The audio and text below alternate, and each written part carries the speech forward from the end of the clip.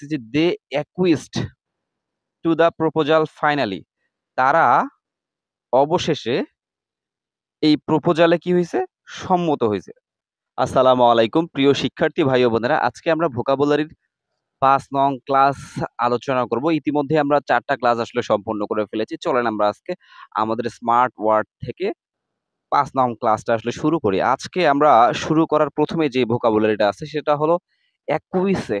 অ্যাকুইসে আপনি যদি একটু উচ্চারণ করতে যান, আপনি বলবেন অ্যাকুইসে, এরকম হবে ব্যাপারটা, ঠিক আছে? কিন্তু আমরা মনে রাখার খাতিরে এটা একটু আলাদাভাবে মনে রাখবো, এভাবে একটু মনে রাখবো যে এক কুইজ এ, এক কুইজ এ, ঠিক আছে? কিভাবে আমি একটু আপনাদের সামনে বর্ণনা করি।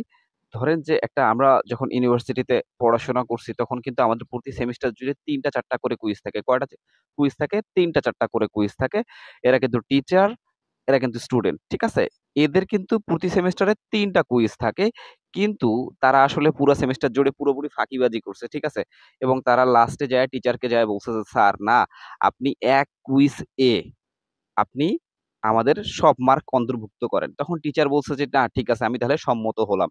তার মানে এক কুইজে টিচার কি হয়ে গেছে, সম্মত হয়ে গেছে। সুতরাং এক কুইজ এ মানে হলো কি হওয়া, সম্মত হওয়া। আমার মনে হয় এই এক কুইজে মানে সম্মত হওয়ার এই টেকনিকটার মাধ্যমে আমরা বুঝতে পারছি যে এর মানেটা আসলে কি। চলেন আমরা আসলে এর সেন্টেন্সটা আসলে দেখার চেষ্টা করি। আমরা সেন্টেন্সটা প্রথমেই দেখতেছি যে they acquiesced to the proposal finally. তারা অবশেষে এই প্রপোজালে কি হইছে, সম্মত হইছে। তারা অবশেষে প্রপোজালটাতে কি হইছে, সম্মত হইছে। আমার মনে হয় এই উদাহরণটার মাধ্যমে এই শব্দার্থটা কোথায় ব্যবহৃত হবে সেটা আমরা শিখলাম। চলেন আমরা 2 নম্বর ভোকাবুলারিতে চলে যাই, ঠিক আছে? 2 নম্বর ভোকাবুলারিটাতে আপনি যদি উচ্চারণ করেন সেটা হচ্ছে অ্যাকুরেট। সেটা হবে, উচ্চারণ হবে কি অ্যাকুরেট।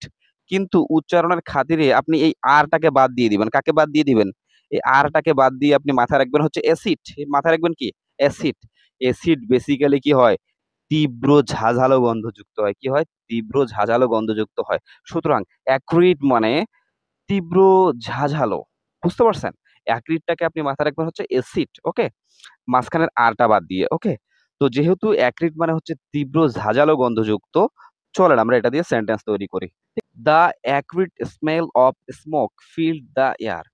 এখানে আমরা বুঝবো কি? ধোঁয়ার তীব্র ঝাঁঝালো গন্ধ বা গন্ধে বাতাসটা কি হয়ে গেছিল? পরিপূর্ণ হয়ে গেছিল। মানে ধোঁয়ার তীব্র ঝাঁঝালো গন্ধে বাতাস কি হয়ে গেছিল? পরিপূর্ণ হয়ে গেছিল।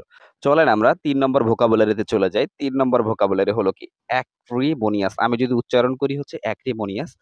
মনে রাখার খাতিরে আমরা শুধুমাত্র মাঝখানে এই মনিটাকে একটু মনে রাখবো, ঠিক আছে? মনিটাকে মাথায় রাখবো। প্রত্যেক গ্রামে দেখবেন অথবা পরিচিত একজন মনি নামের মেয়ে আছে, ধরে নেন সে খুবই কি আক্রমণাত্মক। মনি নামের মেয়েরা আবার রাগ করিয়েন না, মনে রাখার খাতিরে আমি বলছি, ঠিক আছে? এইভাবে বলবেন যে একরে মানে হচ্ছে একেবারে, মনি আস মানে হচ্ছে বাংলায় যদি আপনি বলেন একেবারে মনি আজকে খুবই আক্রমণাত্মক। এভাবে আপনি টেকনিকটাকে একবারে গোছায় বলবেন, ঠিক আছে? সুতরাং অ্যাক্রিমোনিয়াস মানে কি? আক্রমণাত্মক। আমি একটা কনসেপচুয়াল মনি আকারে রাখছি। চলেন আমরা এই ওয়ার্ডটা দিয়ে একটা সেন্টেন্স শিখে ফেলি। Their acrimonious argument, their acrimonious argument lasted for hours, ঠিক আছে? তাদের আক্রমণাত্মক ঝগড়া, ঠিক আছে? বা তর্কাতর্কি, ঠিক আছে? ঘন্টার পর ঘন্টা ধরে কি চলতেছিল। আমার মনে হয় এই ওয়ার্ডটা দিয়ে আমরা এই সেন্টেন্সটাকে শিখে ফেললাম, ঠিক আছে? তারপরে আমরা চলে যাই 4 নম্বর ভোকাবুলারিতে, ঠিক আছে? 4 নম্বর ভোকাবুলারিটা হচ্ছে একুমেন। একুমেন, ঠিক আছে? একুমেন।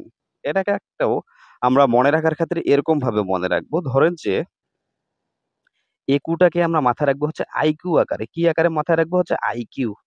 আইকিউ ওয়ালা মানুষ বা আইকিউ সম্পৃক্ত মানুষ সবসময় কি হয়? সূক্ষ্ম বুদ্ধি হয়। কি হয়? সূক্ষ্ম বুদ্ধি। আমি একটা ব্রেন আঁকাই ফেলছি। ধরেন যে এই মানুষটার মাথায় কি আছে? প্রচুর আইকিউ আছে। তার মানে সে কি? খুবই সূক্ষ্ম বুদ্ধির। তাই না? সুতরাং অ্যাকুমেন মানে হচ্ছে কি করা? সূক্ষ্ম বুদ্ধিতা। ঠিক আছে?